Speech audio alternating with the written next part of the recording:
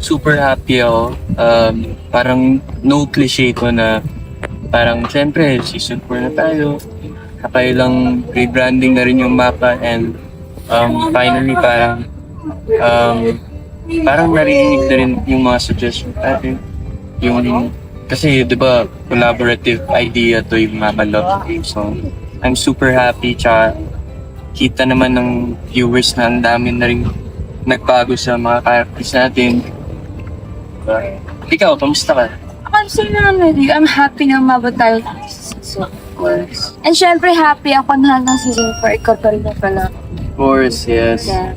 Kasi syempre wala talaga. From season 1 to season 4, talagang grateful lang ako. Kasi syempre coffee ako sa love team. And Tsaka hanggang ngayon, nandito pa rin tayo. oo naman yan. And like nag-grateful talaga ako sa mga seasons. Sabi ko parang yung change kaya yung love team. Yes, adjust na naman. Diba? But yeah, and ayan, super happy ako kasi grabe na natin yung relationships, ng cast, and stuff. Of course,